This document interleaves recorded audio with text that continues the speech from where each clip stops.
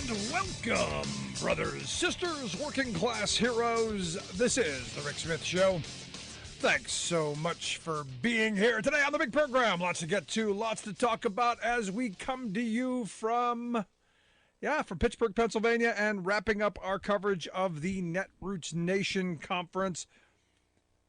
One of the big events of the weekend, and I got to tell you, I've had a great time here in Pittsburgh talking about how we change the world one issue at a time. All the labor organizing, all of the labor voices, all of the people who are saying what I've been saying for years.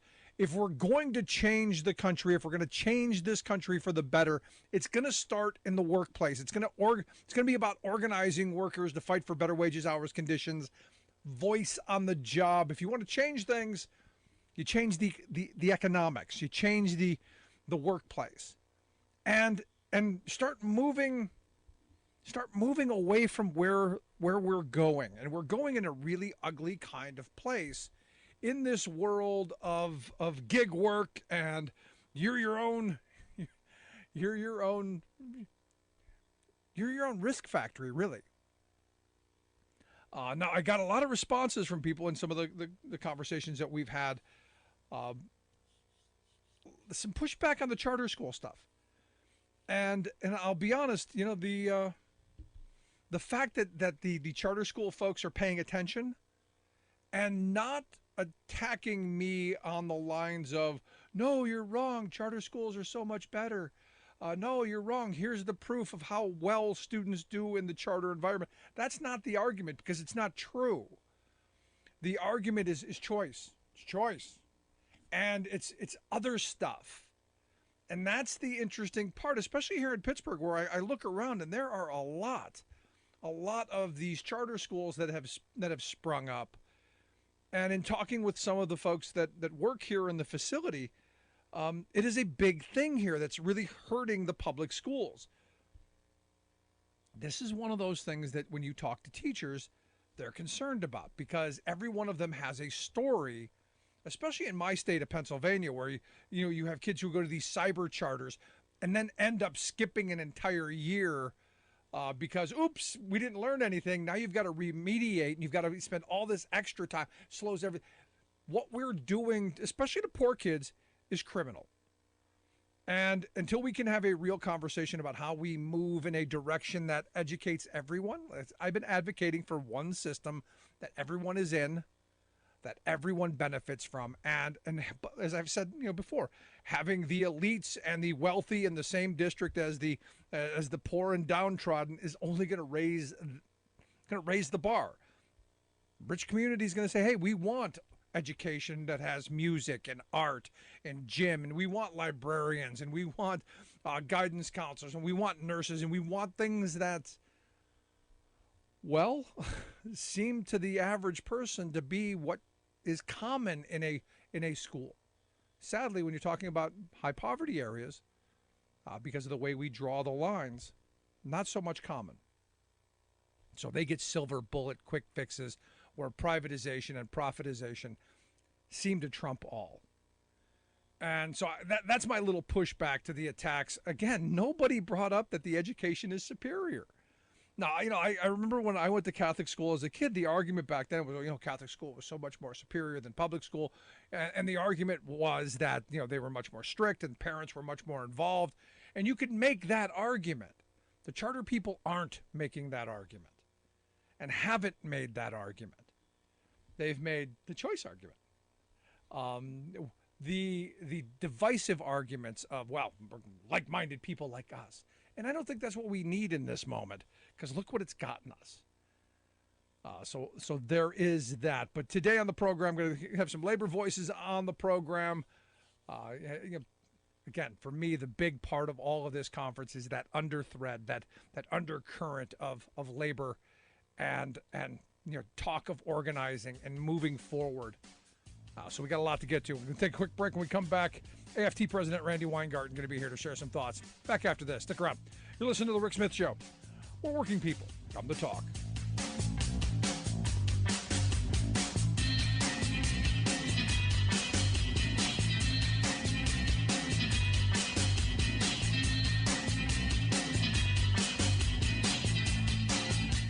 Rick Smith, and this is Labor History in 2.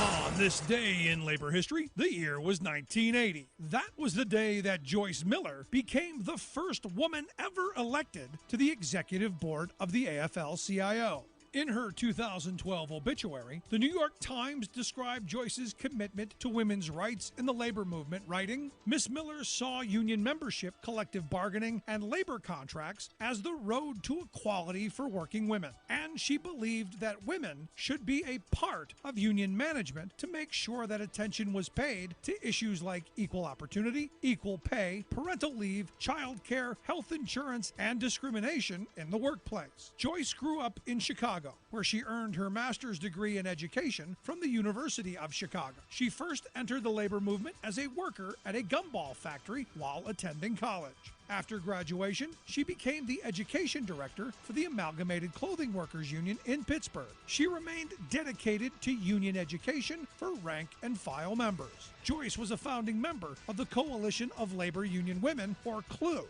She served as CLU's East Coast vice president, eventually being elected CLU's president in 1977, a position she would hold for 15 years. Under her leadership, CLU worked as a powerful voice for women's reproductive rights, improving child care, and increasing the number of women in union leadership positions. In 1993, President Bill Clinton named Joyce Miller the executive director of the Glass Ceiling Commission. The purpose of the commission was to gather testimony about women's experience in the workplace and to draft a report of their findings. Of her career, Joyce said, "I came to the labor movement with stars in my eyes. I saw it as a vehicle for social change, and I never changed my mind." Like what you hear? Check out more at laborhistoryin2.com.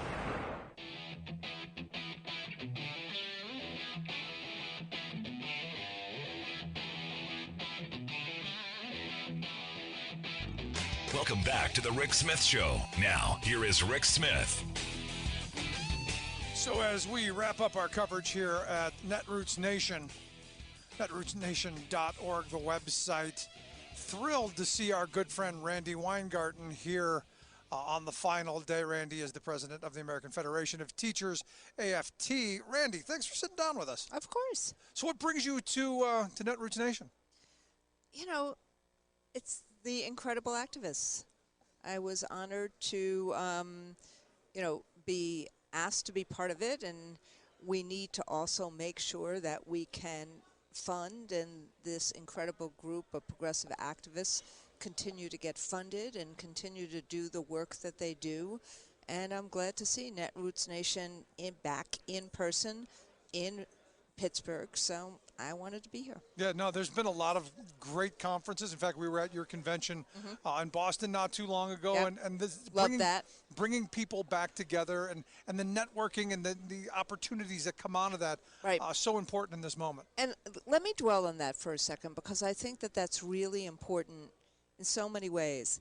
It's complete bullshit when people say that, the unions didn't want people to be together, that the unions wanted people to be at home.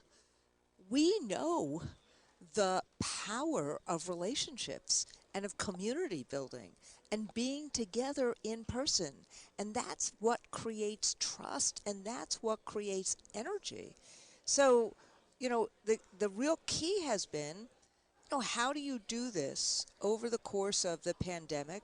How do you make sure that you can be in person, in community with each other, and be safe? Right. That has always been the challenge. And what is remarkable about this summer, even as the variant, the Omicron variant has been, all over America, we have the treatment and the vaccine options now to keep people safe. So, whereas there may not be mandates right now, what we know is that there are tools right now to keep people safe. Masks, if you need it, vaccines, treatment options, and all of that is because of Joe Biden's administration, making sure that they could get it out to people. And I think that's why you see a huge difference this summer in all these in-person events of people coming back together. No, it is important. I'm waiting for somebody to come out with the sticker Joe Biden did that. Because we saw it, the gas pumps all over Right, the place. right. Now that it's coming down, you don't see them slapping that stupid sticker all over Yeah, the place. under $4 I saw today. Yeah, but here's the thing. I mean, teachers, you in particular, attacked for wanting to keep people safe. It's almost like the kid who failed biology is and science is the one leading the messaging on the right, because if I remember right, it was about keeping kids and teachers safe, not about destroying education and indoctrinating children and all the other craziness we hear on the right. Well, I think what has happened in terms of the right wing is that they understand, because they live in the world of anger and fear and hate, they have a sixth sense for what will exacerbate anger and agita and fear and divide. That's the world they live in. I live in the world of how you create hope and aspiration and a future forward. So what they saw, I think, and we saw it, there was a political article and a NBC article, I think back in February 2021, that said they were going to use this period of time to try to attack public schools as a means of dividing voters. So they, Rachel Maddow used to say this, like, believe them when they say it. Yep. They're arrogant enough to tell you what they're going to do. So they've always wanted to undermine public education and replace it with a privatized situation. Betsy DeVos has never been unclear about that.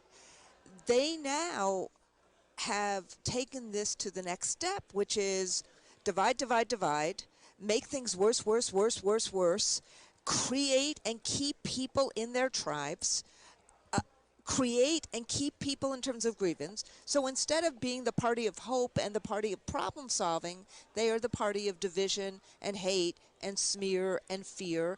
And that's what they did around COVID. So, you saw it in terms of last school year. All of a sudden you had this Delta virus emerge.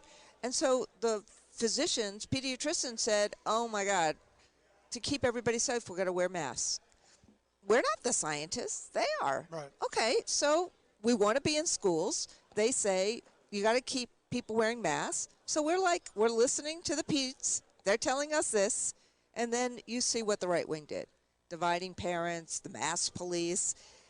The worst is, though, this whole push at chilling teachers from actually answering the questions of kids, from actually being kids' helpers. We're in Pittsburgh, Mr. Roger. We have to be kids' helpers. And so this attempt to ban books and censor curriculum, as opposed to, if there are conflicts or issues or tough topics, where is it better to talk about them than in class, under the tutelage of a good teacher?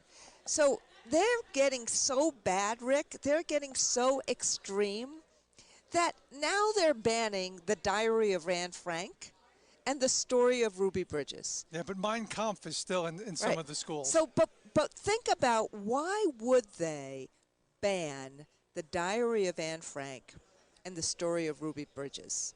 I mean, why? These are age-appropriate books for elementary school kids. Why would they ban them? Because they don't want kids to have empathy for other kids who faced oppression. A black kid who faced oppression, a Jewish kid who faced oppression. This is all about trying to destroy trust, trying to create distrust, trying to create fear and division. And what public schools are about is we're about trying to help people build relationships, build resilience, create trust, have a joy about going to schools. So we're trying to actually say, let's recover and thrive and bring everybody back in and create safe and welcoming environments where where kids really have joy and where we go back to the basics. This is our campaign right now, what kids and communities need. The right wing is fight, fight, fight, divide, divide, divide, create fear. And if you can't do it based upon facts on the ground, then make things up. Like what DeSantis just did this week.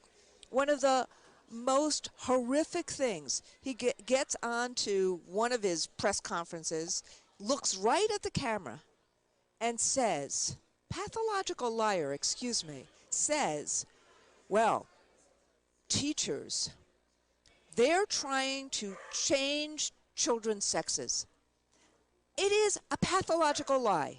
It is defamatory. How dare you do that? And then he says, that's what happens in other states. That's why we had to do what we did. How dare you do that? And, parents know better, like just in Ohio. Ohio, nonetheless, 91% of parents said their kids' teachers are a positive role model for their kids. Right. But isn't this one of those moments where you go, my kid's wonderful, but yes, all of those other teachers are doing what he says, and we have to destroy public education? Because we got a guy running for governor in this state who not only wants to cut education funding in half, but also wants to do what the right wing's been dreaming about and give money to parents to homeschool.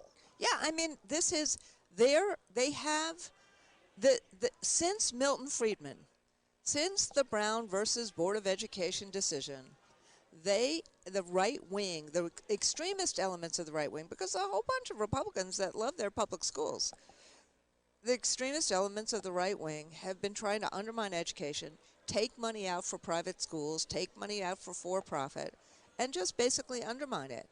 I don't know whether they're afraid of it or whether they just want, the market to prevail or privatization.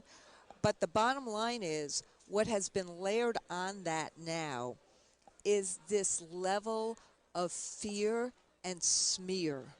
And it does create fear. It's nonsense. It's defamatory. But they can't win the old-fashioned way. They can't win on ideas because they have none.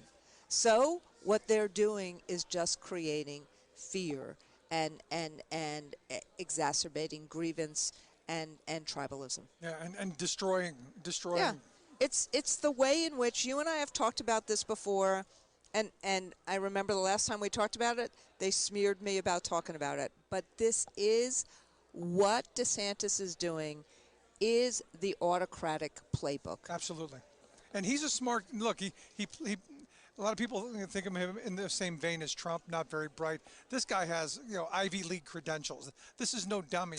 Yeah, he knows exactly what he's doing. He's an elitist. He's from the Ivy League, and but he's deflecting in that kind of way because his wish for power overrides anything else. And if it means tearing us apart and destroying public education, so much better for them, because that's the goal anyway, isn't it? So, but I think it's deeper than that. I think it's what you have here in terms of this extremist group or of MAGA folks is that they're taking, like him or not, Trump. He created a cult following. Yep. All these new wannabes are trying to take that cult following away from Trump and make it their own. But what is at stake in their fight for power, their political fight for power, what's at stake is all of our freedoms, is our democracy, is the economic safety net we have right now, and children's futures in our schools. Because it's only through public schooling that any child really has a shot, where the government has to be accountable for making sure that that child at least gets reading, writing, arithmetic, and science and social studies. You don't get that. There's no accountability for that in homeschooling. There's no accountability for that in vouchers. And so what we in America believe as public school people is that we have an obligation to all kids. and that it takes resources, and that at this moment in time, after 2 years of disruption, we got to really focus on a couple of things. Help kids recover and thrive. Go back to the basics. Joy, emotional and social supports, but reading, science, pathways to, to their future. That's what we believe in. Absolutely. Now, one of the other things I got to ask you, Randy, in looking at where we are, there's a lot of reports of teacher shortages, a lot of teachers leaving the profession because all of these arrows, all of these attacks, all of this heated rhetoric. How are we going to get to that place that you're talking about if the good people are leaving? Well, part of this year, part of the problem this year, and I'm glad it's been reported on, is that we've had a teacher shortage for a long time because people are not paid what they ought to be paid. There's what the Economic Policy Institute calls a teacher tax, that teachers are basically paid about 20 to 25% less than they can get for the same skills and knowledge in this hot market in non-teaching jobs. So, between long-term subpar compensation and long-term erosion of working conditions, which are students' learning conditions, and then on top of that, all of the effects of COVID, yet nothing was taken off their plate for the last school year. And then on top of that, all the blaming and shaming and fear-mongering, of course, it's a perfect storm. Of course there's a teacher shortage. But what we're seeing is this. Parents actually care about this. This is one of the major things parents care about. That's part of the reason why DeSantis had to actually say something about the teacher shortage. So what the AFD is doing is we're trying to problem solve it. And there are governors who have really helped us, like Governor Lujan Grisham. She came up with a really good plan this spring to help and raise teacher salaries, made it easier for people who retired to come back to substitute, did the Grow Your Own programs, which we need, which will help diversify the profession. Those, vets, that's part of the Grow Your Own program. That's part of the Troops to Teachers program that we've had for years that Donald Trump killed and then Joe Biden brought back. And so, we're trying to problem solve all of this stuff right now with districts and with states. But the best way to do it, and costs not a dime, RESPECT. Create a climate of respect, because teachers want to make a difference in the lives of kids. What other profession takes money out of their pocket routinely when they don't get paid enough to make sure their classrooms are okay? I love my kids' teachers, every one of them. I respect them, and look, I know I couldn't do what they do, and I'm grateful for the work that they do, and I'm grateful for the work that you do. And it's always great that you take some time and sit down and talk with us. I appreciate it. Thanks, Rick. Thanks for everything you do. As always, great stuff. Randy Weingarten, president of the American Federation of Teachers. Quick break back here in Pittsburgh for the Netroots Nation Conference. Right back. The Rick Smith Show, where working people come to talk.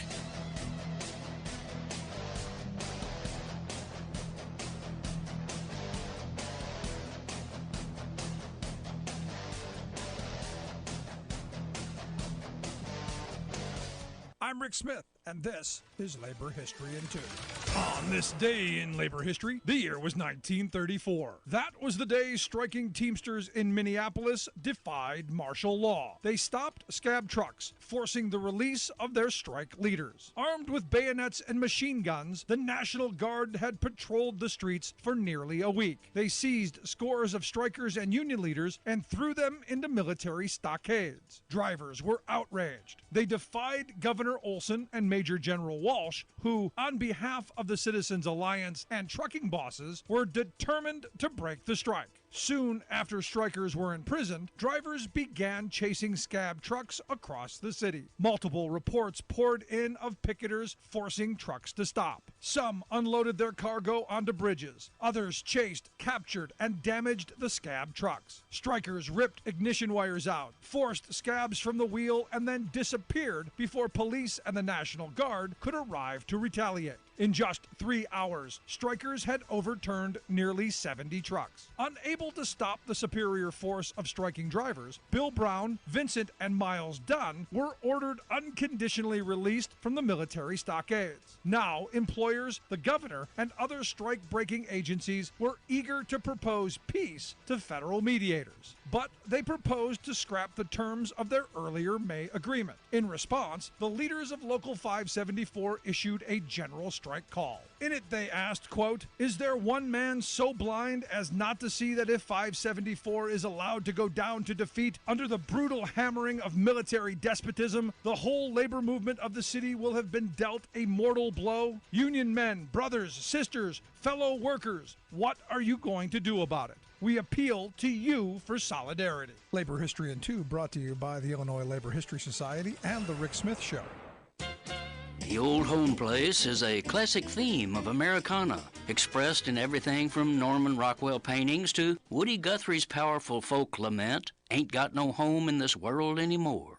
But for a heart-rending modern-day version of the emotional pull of home, you can't beat the poignant wail of a new song entitled "The Low-Down Down Home Atherton Rich Man Blues." Warning, you might need a box of tissues to get through this sad saga. Atherton, California, is a small town of some 7,500 souls who face a dreadful housing crisis. Unlike most situations, though, they are alarmed by a looming threat of too much housing. It seems that a recent California law requires cities to provide some affordable multifamily housing to help cope with a growing statewide shortage of homes, meaning Atherton needs to put in about 350 townhouse units as its share. Townhouses shriek the locals. This can't be. Unrich people live in townhouses. You see, Atherton is a precious enclave in the heart of the Silicon Valley, where only tech billionaires are allowed. The price of their mansions averages $8 million, with each one secluded on at least an acre of land. So, townhouse people? No way! As one affordable housing advocate put it, Atherton talks about multifamily housing as if it were a Martian invasion.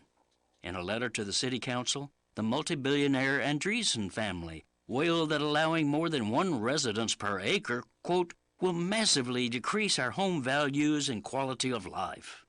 I'm sure you weep for them, so grab a tissue.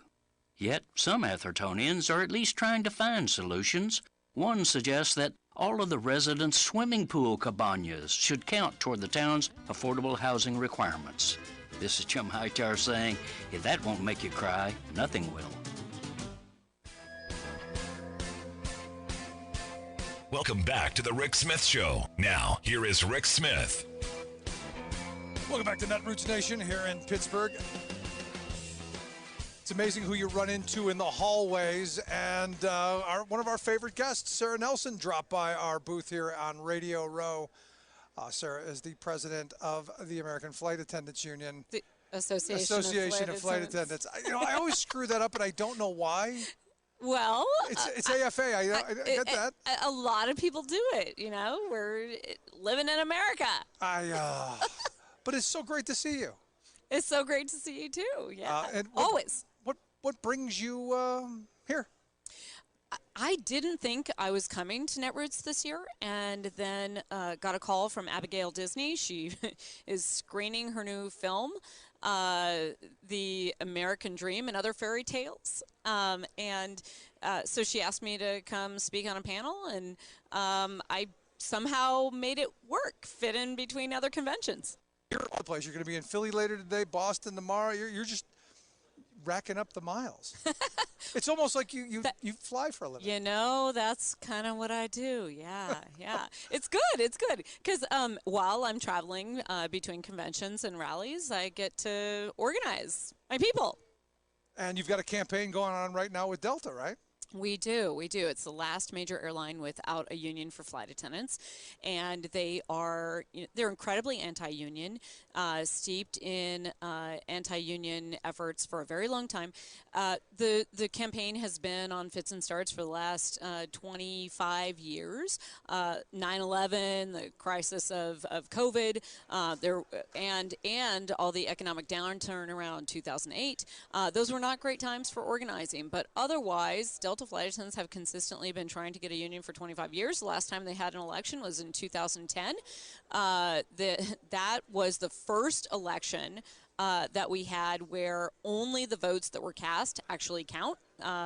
The rule under the Railway Labor Act was for over 70 years that if you didn't vote, it counted as a no vote. And we got President Obama to change that, but it was very shortly afterwards that Delta actually organized to increase the threshold to get to an election. So the law was changed.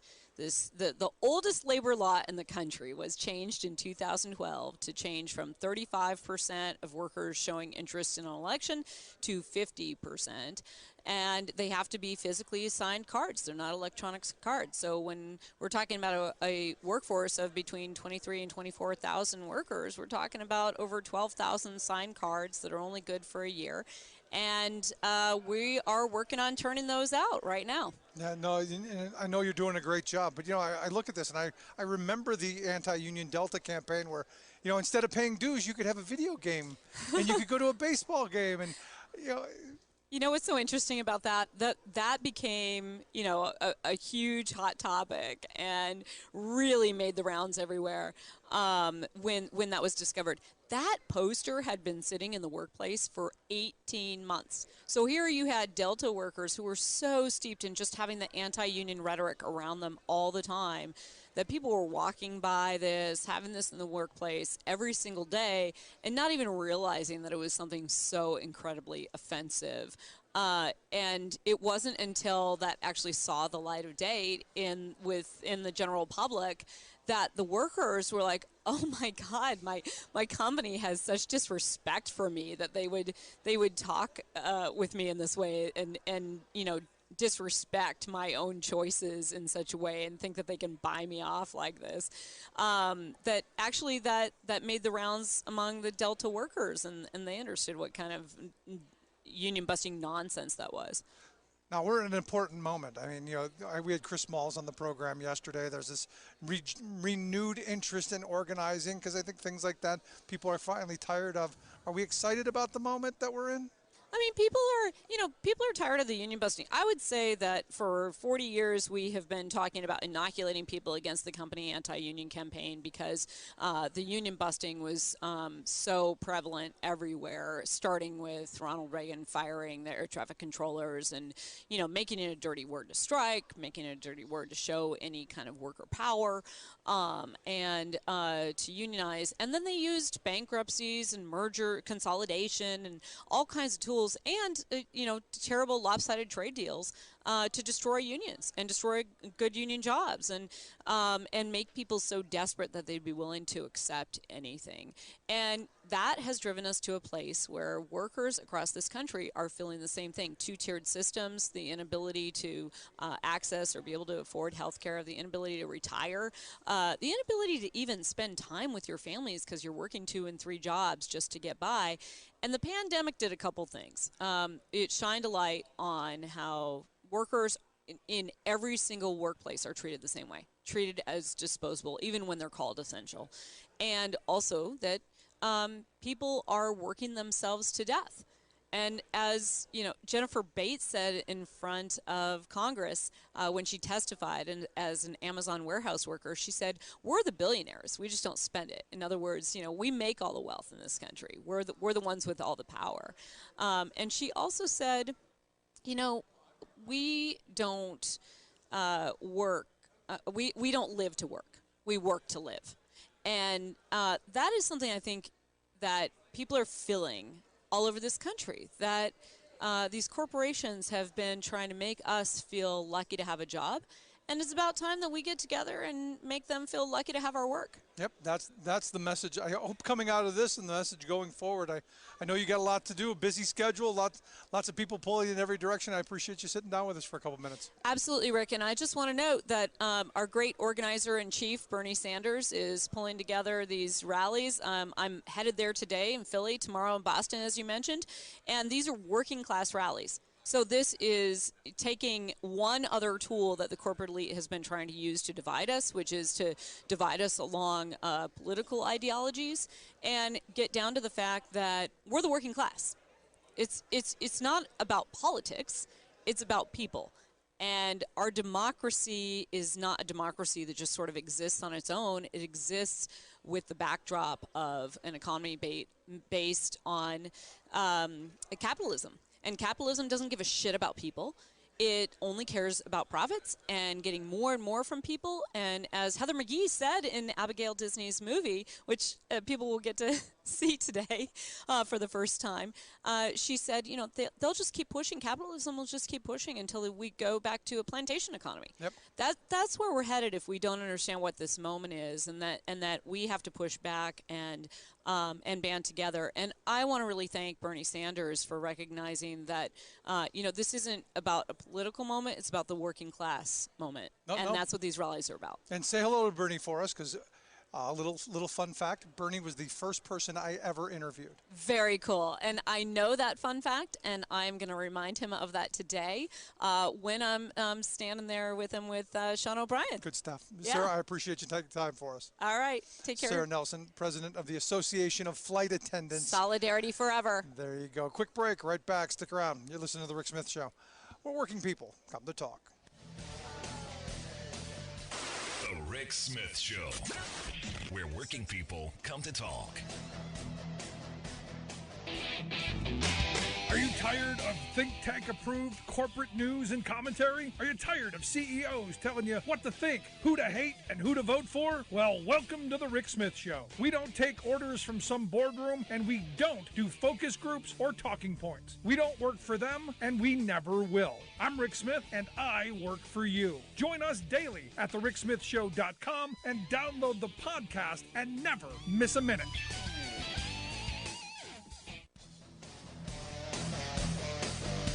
Welcome back to the Rick Smith Show. Now, here is Rick Smith. Welcome back to Pittsburgh here at the David Lawrence Conference Center. I'm sitting here with one of the rock stars of the conference. Chris Smalls is the president of the Amazon Labor Union, America's first independent union led by workers. Chris, thanks for taking time for us. Absolutely. Thanks for having me. It's been a while since we've had you back on the program. And from the last time to this time, you're now a rock star. Yeah, it has been. It's been crazy. I love the enthusiasm of, yeah, you're a rock star. Yeah, it's been crazy. No, that's just me. That's just me on day to day. But, here's the thing. Everybody I talk to here is looking to you as the answer for the labor movement. We're in a moment where people are saying, hey, organizing, people are more interested now than they've been in a long time, and everyone's looking to you as the way forward. That's got to come with some weight on it. Absolutely. It's a lot of pressure, but at the same time, I know that I have a strong team, and our inspiration is inspiring millions of people, and my job is just to continue that message and show that solidarity with everybody. No, and you're doing a great job at it. But what you did in Staten Island, the work that you did at JFK 8 and the organizing that you did, is that something that you can replicate in Albany, for instance, and in other places? Because I remember talking to you, and you were living in a hotel. You were there all the time. I mean, heavy labor intensive. Is that something that can be replicated time and time again? Yeah, we're going to take some wins and losses, but we're going to take a shot. Taking a risk is the first step.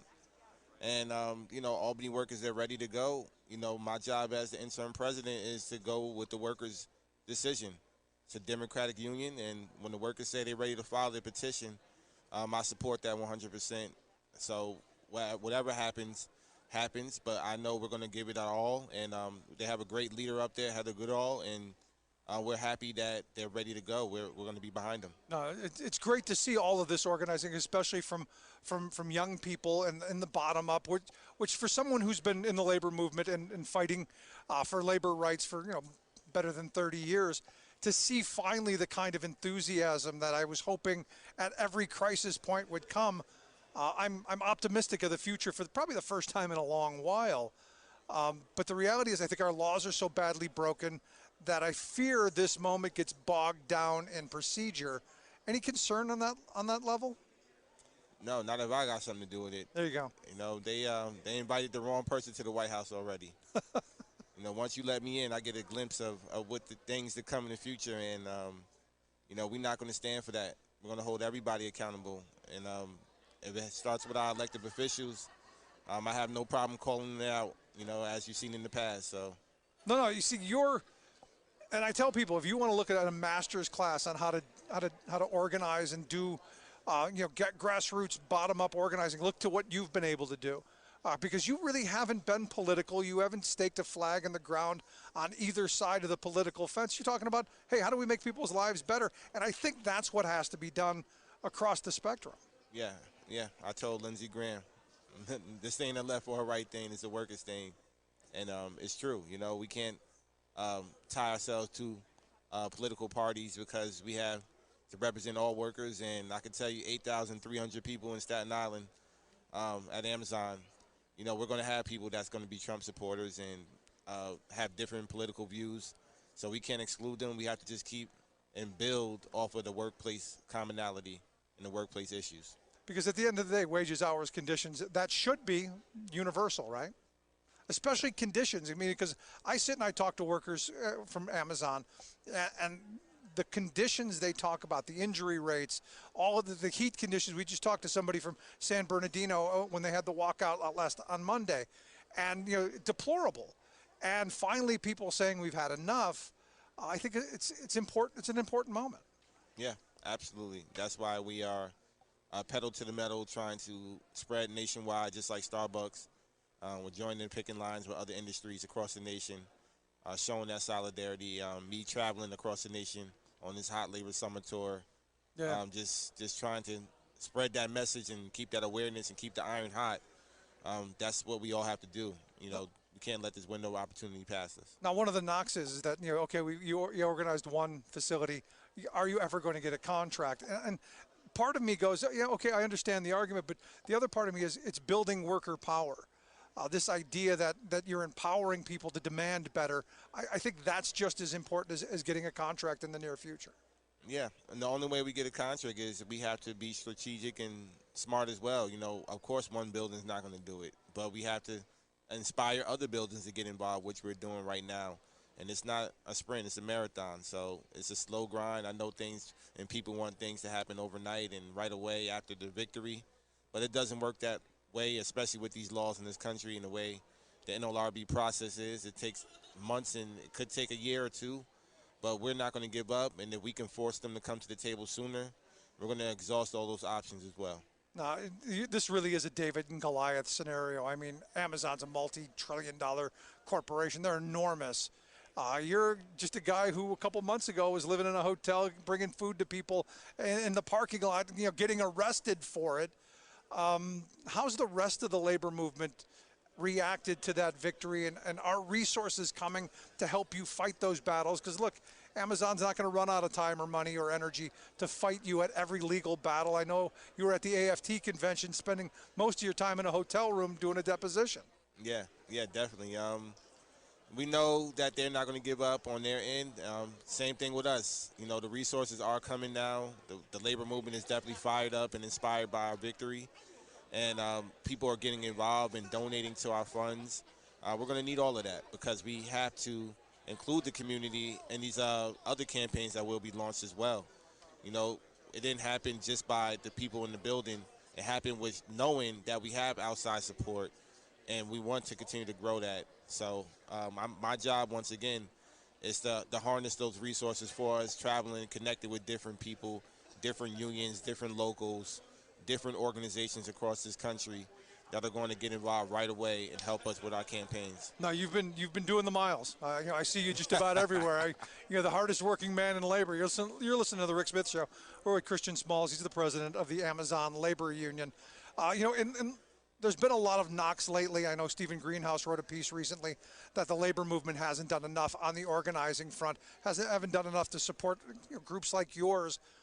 Is that fair? That's true. It's fair, and it's okay to hold unions accountable, too. There's a lot of established unions with leadership that doesn't see eye to eye with the way, we're organizing and Starbucks is organizing because they're used to a certain style and tradition.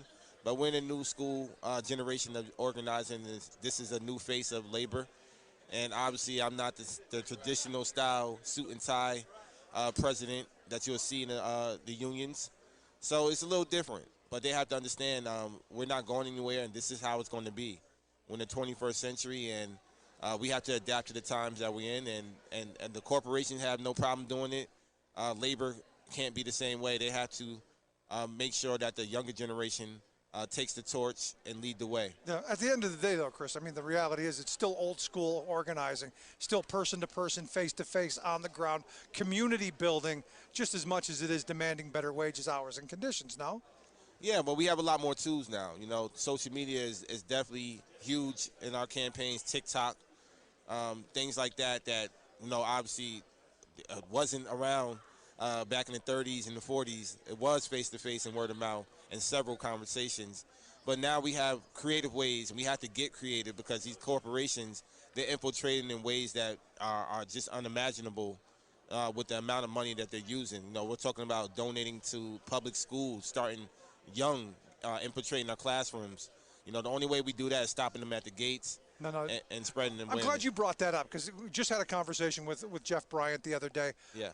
And he was explaining how Amazon in California Yeah. has funded, the schools to be a partner in job training, where all it's really turned into being is job training for Amazon. It's not teaching them the code. It's not teaching them any vocation. It's just training the next generation of cheap labor.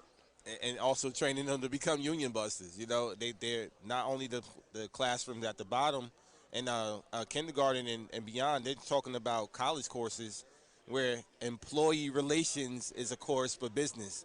And we all know employee relations mean you're going to be a union buster. Yeah.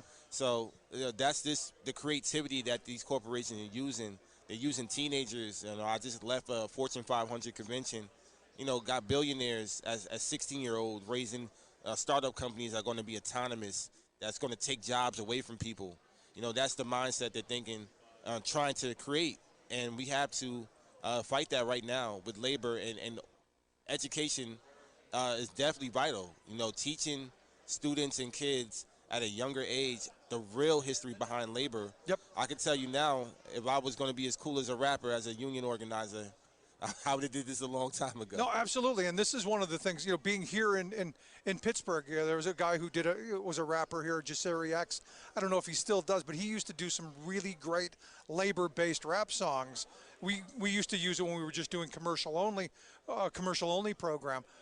But why is it that the music hasn't caught on to the old kind of using music as a labor vehicle to talk about working conditions, talking about pushing for a better life, that better wages, better conditions frame? Well, the music industry is exploitive as well. That's why I left it 10 years ago. And shout out to the Hip Hop Alliance. They formed the first union in history as well. Just a few months ago, I was with them. It hasn't happened yet. Rappers, musicians, artists, creatives, influencers, they get exploited as well. The fashion industry, the same thing. I've been out there with the Model Alliance in New York City.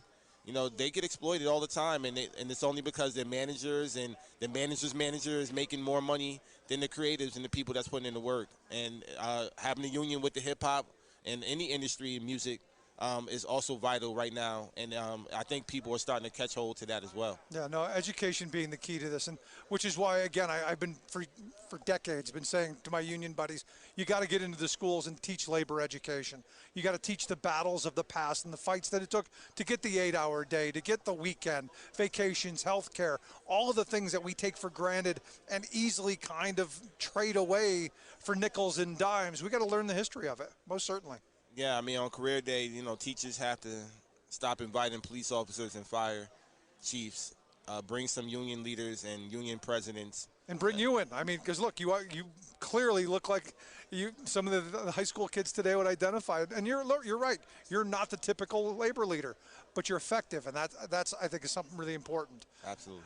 So last thing I got for you, the question going forward, what's the message for that Amazon worker out there right now who, maybe they're not being approached by an organizer, or any worker right now who's suffering under oppressive conditions or just not making ends meet? What's the message for them?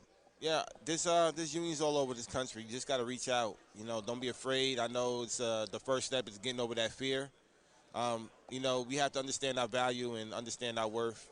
And If you're upset, you're agitated, don't just sign a petition. Get involved. Reach out to these unions. Reach out to the ALU. Hit on our website, AmazonLaborUnion.org. Get involved. The time is now, and there's strength in numbers. So when we come together, nothing can stop us. Good stuff. Christian, I appreciate you taking time for us. Great stuff. Keep up the amazing work you're doing, and I hope you'll come back and talk to us again real soon. Absolutely. Thank you. Good stuff. Christian Smalls, president of the Amazon Labor Union. Love to hear your thoughts. You got any work stories you want us to know? Email me, rick@thericksmithshow.com. Quick break. Right back. The Rick Smith Show, where working people come to talk. Thanks for tuning in to The Rick Smith Show. Be sure to follow us on Twitter @Rick Smith Show, like us on Facebook, Instagram, and subscribe to our YouTube channel. You can find all that and much more at thericksmithshow.com. Welcome back to The Rick Smith Show. Now, here is Rick Smith.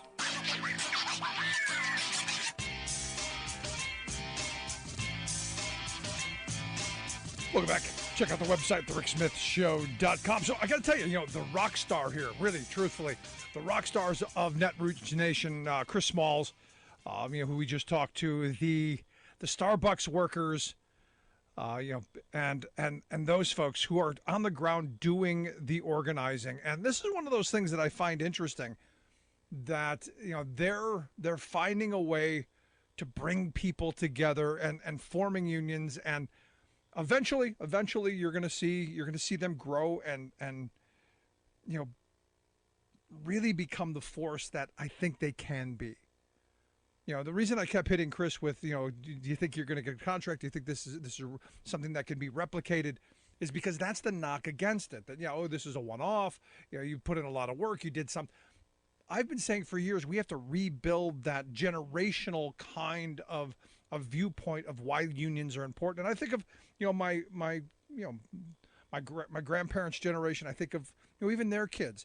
My aunt, who has never been in a union in her entire life, and the kind of work she did was never unionized, still a staunch supporter of unions, because understands that when workers have the ability to bargain for better wages, hours, conditions, it makes everyone's lives better, including hers.